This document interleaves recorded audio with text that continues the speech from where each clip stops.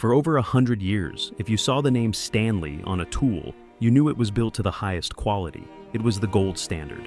But in 1954, Stanley released this catalog, which would change their reputation forever.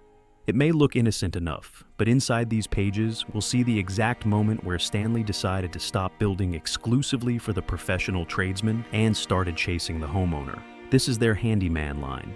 And while these tools are beautiful and functional, this was the first step down a path that would eventually lead to the plastic throwaway tools we see today. Right out of the gate on page 2, we saw their routers.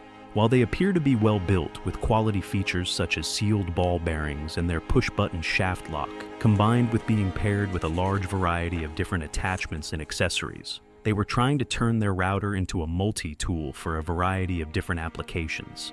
That's the first tell. As the copy reads, they were trying to build tools for both experienced craftsmen and beginners. But that doesn't come without compromise.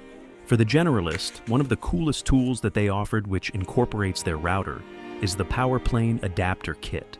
While this wasn't designed for the true craftsman, this was a brilliant piece of mid-century engineering. You could take the motor out of your router and strap it into this plane body. Suddenly, you have a power planer. But here is where the mistake creeps in.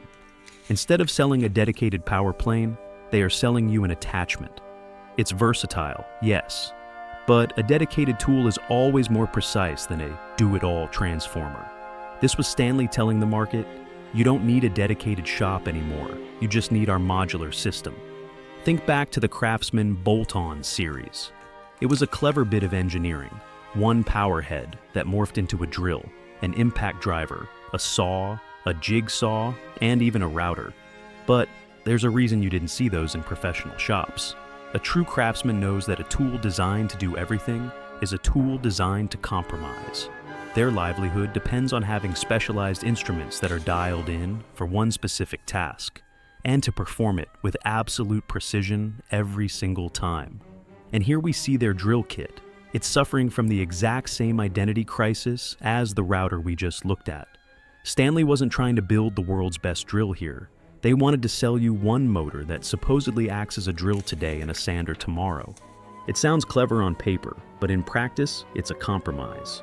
By chasing that all-in-one DIY dream, they traded away the single-purpose reliability that made the brand famous in the first place. And now, before we see the end of the catalog, we get to take a look at this 1954 price list. People say they don't make them like they used to, but they also don't charge what they used to.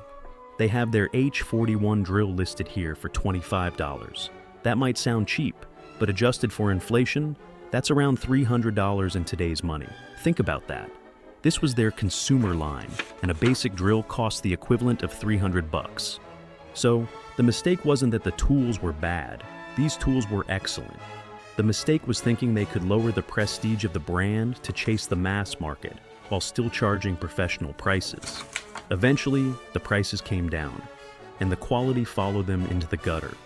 And lastly, we get to see just how far Stanley was willing to push the handyman concept. Introducing the Stanley Grasshear. Stanley realized that the same guy who wanted a quality router for his workshop also wanted that same reliability for his yard. They weren't just selling a tool here, they were selling the Stanley lifestyle. It was a bold move that proved Stanley was ready to follow the modern homeowner wherever the work needed to be done. If you own any of these old handyman electric tools, hold on to them. They represent the last time consumer grade meant built to last. Thanks for watching. And if you enjoyed this video, please consider subscribing for more vintage tool history.